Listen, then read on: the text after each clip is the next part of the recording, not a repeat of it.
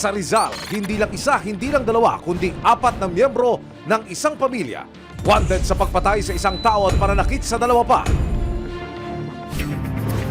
Nitong March 10, 2023, sa Barangay Maysilo sa Malabon, nadakip si Mark Anthony Gubat, 34 years old. Start na trinabaho yan nung may na-receive na isang information yung ating tao, yung ating isang team leader na merong warrant of arrest, isa sa mga suspect. So, trinabaho ng tropa, nakuha siya. Matapos ang halos isang buwan, April 1, 2023, sa gitnang Bayan 1 sa San Mateo, Rizal, nahuli naman si Morish Ann Gubat, 31 years old. Sa kaso murder. Makalipas ang 2 araw, Harap sa palit siya. sa harap naman ng isang eskwelahan sa San Isidro sa Rodriguez, Rizal, naaresto ang ikatlong suspect na si Lloyd Gubat, 32 years old. Pero hindi pa rin nahuhuli ang padre de pamilya na si Erlene Gubat. Hanggang sa nakatanggap ng panibagong impormasyon ng PNP, CIDG, DSOU, natukoy ang lokasyon ng ama ng 3 suspect. April 20, 2023, kasama ang aming team, agad na ikinasang operasyon sa Barangay San Isidro sa Rodriguez, Rizal. Yan o, yan yung bahay na yan. Maya-maya pa, nasukol na ng mga otoridad ng suspect at hindi na ito pumalag. Karapatan mo manahimik o magsawalang kibo. Ano man ang iyong sasabihin ay maaaring gamitin pabor o laban sa iyo sa anumang hukuman. Ano ba talaga nangyari roon unang-una? Ganito po yan. Linggo yan eh. Siyempre, ginawa kong ninong. Binyag. Tapos ngayon, nagkainuman na. Yung mga lasing na, nagkainitan ng ulo. Sabi kasi ng mga anak mo, pinagtanggol ka nila. Self-defense. Malamang kasi nung umuwi nga ako, parang may sugat yata ako sa mukha eh. Na yun, umaga nga kasi nung may tugo. Tama ka sa amin naman.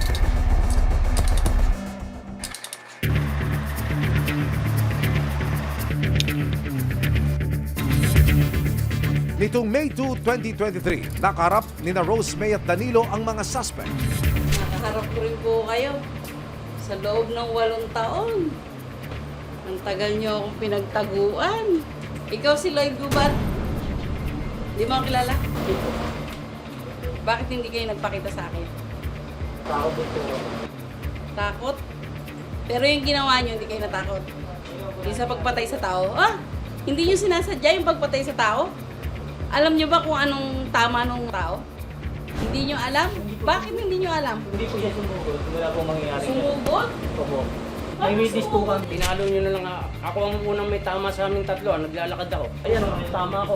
May anak kami maliit pa na pinalaki ko mag-isa. Parang hayop nyo na pinatay yung tao. Alam nyo ba kung gaano kadaming tama ng tao na pinatay nyo? Sasabihin nyo, self-defense na yung ginawa nyo. Bali yung tuhod, basag yung ulo, 10 saksak, tanda-tanda ko lahat. 8 years, 2015. Ang tama niya dito, kutsilyo. Sa likod, 6 may tama na gano'n, tapos maliliit. Dito sa dibdib, 2 maliit. Hindi ko makakalimutan yun. Tanda ko lahat yun. Tapos sasabihin nyo self-defense, hinulot nyo pa sa sapa, hindi nyo nga tinulungan para dalhin sa ospital, para mabuhay pa yung tao. Kamumukha mo ba siya, Tay? Ginawa pa akong kasalanan. Lalo na kami sir. Grabe ginawa yun sa amin. Kailangan magdusa kayo sa kulungan. 8 taon, makalipas ang malagim na sinapit ng pagpinsang Diosdado at Danilo, natuldukan na rin sa wakas ang kanilang paghihintay. Nasa likod na ng rekas sa mga suspect na matagal ding nagtago sa batas. Masaya kasi nahuli na sila. Dumulog sa resibo ang misis na si Aida Riana para ireklamo ang mga kapatid ng kanyang mister. Ayon kay Aida, ayaw nilang ibalik ang kanyang asawang si Ben. Gusto ko nang mag-alagaan ko. Pwede nyo mga alagaan dati kasi. Bakit ito ngayon? Hindi ko siyempre nawala sa akin. Parang natauhan ako, namimiss ko pala yung asawa ko. Hindi ba, pag dumalaw kami, ang tatapang nila, ang kamay nila ilalapat sa anak ko. Kahit anong gawin daw nila sa amin, teritoryo daw nila yun.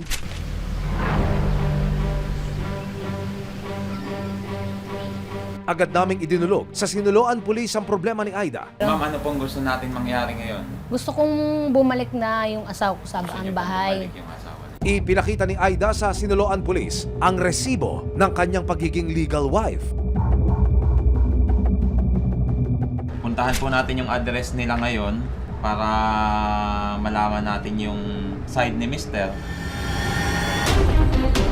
Mabilis na kumilos ang Sinuloan Municipal Police.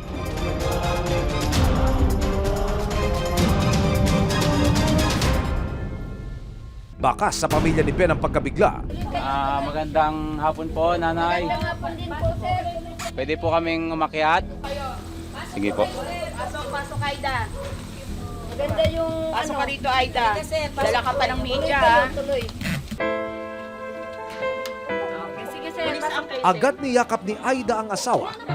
Hindi madadala yan sa iyo. Bakit po? Kahit naman, sasabihin din po namin panig namin na kung bakit tayo Huwag ka muna makiasa. Ang paliwanag ng mga kapatid ni Ben, hindi raw naging mabuting asawa si Aida. Ang sabi ng kapitbahay, hindi daw po ito kumakain. Kapilang kung anong oras darating itong asawa, saka pa ito makakain. Ngayon, nung sinita namin, sabi ko, bakit hindi mo pinapakain, Aida? Pinapakain daw niya. Ang problema niya, lagi siyang wala kasi nagpapainding nga siya. Yun po ang trabaho niya, nagpapainding. Hindi, pinakain ko yan. Manaalam mo na yung maninira yun. Ayon pa sa kapatid na si Evangeline, nakarating din sa kanilang kaalaman na minsan lang sinakta ni Aida si Ben. Ito daw, sinampal mo. Eh, paano nahuli ko ng babae? Oh. Ng babae? lang yan? Anong sabi? Wala nang binigay sa akin. Teka muna. Si Anong Glinda sabi ni mismo Glinda sa nagsabi akin? na may Ano ba babae. namang hindi mang babae yung asawa mo, Aida? Maglaba, hindi ka naglalaba. Natural, maghahanap ng ibang Ako babae. naglalabas sa damit. Ginagawa Yung mo pangtrabaho pang lang nagkakabit niya. kayo ng Bago pa magkasalpukan ng dalawang partido, pumagitna na ang mga pulis sa may init na diskusyon. Tatay po, Ang nakapagsalita po ba si tatay? Nakapagsalita. Sinasaktan na kita. Hindi naman na. Tatay, Papagamot kaya. Ayan. kamusta po kayo? Okay lang. So, mga pulis po kami. Ano? Okay, sir. Ito po si Ma'am Aida. Asawa niya po, nakikilala niya po. Oh, kilala ko na. Nakikilala niya pa po. So, si Ma'am Aida lumapit sa amin para sumama kayo sa kanya. At kung si Ben ang tatanungin, So, willing kayong sumama kay Ma'am Aida kasi siya ang asawa po ninyo. Mahal ko naman to eh. Hindi ko pabayaan. Kaya pala sinabi mo, magbabago ka na. Mahal ko na nga. Mahal ko. Bahala ka, pero kailangan mahaba-habang proseso. Dahil hindi ako papayag na gano'n. Yan. Kayo paniniwala. Oh, Hindi ba kayo? May picture ka ba? Ikaw, may picture ka ba na sinasaktan ko? Puro ka paninira, wala ka bang ebidensya? Wag na. paliwanag ng mga pulis dahil legal na asawa si Aida sa ilalim ng batas. Siya ang may karapatan at pananagutan kay Ben. Ito po pinaliliwanag ko na nga po sa inyo. Sa ilalim po ng batas, dahil sila ay kasal, ang may karapatan pong makasama niya is yung asawa. Tinanong po natin si Mr. Benvenido. Tinanong ko po siya, Tay, willing ka po bang sumama sa inyong asawa? Yes, asawa ko yan. Willing po siyang sumama. Okay, sige. So, yung sinasite nyo po na mga issue or mga problema na mga reklamo, meron po ba tayong naihain na karampatang complaint sa barangay man lang or sa police station na nakakasakop sa lugar po nila? Ay, wala pa sir Wala kasi. pa po. Yes. So, Sila mag-complain kung meron na. po tayong complaint, pwede po natin siyang ihain sa tamang opisina ng gobyerno. Sa huli, walang nagawa ang mga kapatid ni Ben kundi sumunod sa batas. Alagaan ko. Puntahan niyo ako pag hindi ko na alagaan mabuti. Sa barangay hall, muling tinanong si Ben kung gusto niyang sumama kay Aida. Sir, isa po ba kayong sumasama po sa inyong asawa po? O, sige po. Di papipirmahin ko po kayo dito. Kayo pong mag-asawa. Ano po? Sa kabila ng lahat, nag-aalala pa rin ang pamilya ni Ben sa kanyang magiging buhay kasama si Aida. Aida, ang pagkain yan, may gatas yan. Bilhan mo yan ng gatas doon. Pakainin mo yan ng maayos sa tamang oras na pagkain. Kasi baka mamaya malaman ko na hindi mo yan pinapakain ng maayos. Mayroon sa kanya, basta na lang siya sumama. Di ko masabi, ma'am, nag-aalala lang ako sa kanya. Pero alam kong asawa siya. Kapatid ako. Nilinaw din ng mga kapatid ni Ben na hindi pera ang habol nila. Lagi niya akong sinasabihan na, lakarin mo is-eskatol, lakarin mo. Sabi ko, bakit yung asawa mo? Sabi naman niya, hindi kaya yan, walang alam yan. Ewan ko bakit may pumasok na ganyan mga istorya na nag-i-interest kami. With regards sa pension po ni Mr., talagang ang una pong makikinabang po dapat nun is si wife. Ang payo ng mga pulis sa mga kapatid ni Ben, kung may resibo sila laban kay Aida, pwede rin silang magreklamo. Meron po silang karapatang maghain ng reklamo kung may papatunayan po nila at mayroon silang mga hawak na ebidensya na itong si Mrs. naman ay pinababayaan yung kanyang asawa.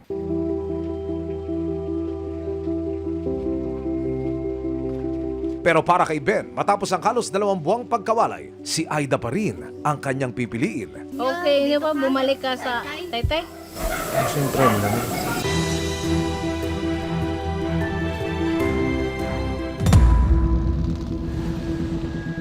Sa muling pagharap ko kay Aida, magkasama na sila ni Ben. Alalayan kita ha. Pupunta tayo ron. Unahin kita, Aling Aida. Ano po ang inyong pakiramdam? Nakapiling nyo na ngayon si Mang Ben. Masaya. Masaya, kapiling ko na siya. Mang Ben, pwede ho ba kayo matanong? Anong pakiramdam ninyo at kayo'y nagsasama na muli ng inyong kabiyak? Okay lang. Gusto nyo ho ba talagang makasama si Aling Aida o gusto nyo manatili doon sa sinuloan? Dito na ako sa kanya. Bakit po? Kasi kapiling ko siya. O anong mensahe niyo kay Mrs.? Sige ho, sabihin nyo at para madokumento namin yung mga pag-uusap natin yon. Sige, narinig si Aling Aida. Salamat sa iyo. Thank you very much. In sickness and in health, till death do us part. Pangako nila ito sa isa't isa. At dahil kinikilala rin ng batas ang karapatan nila bilang mag-asawa para sa magkabiyak, tuloy ang pagsasama.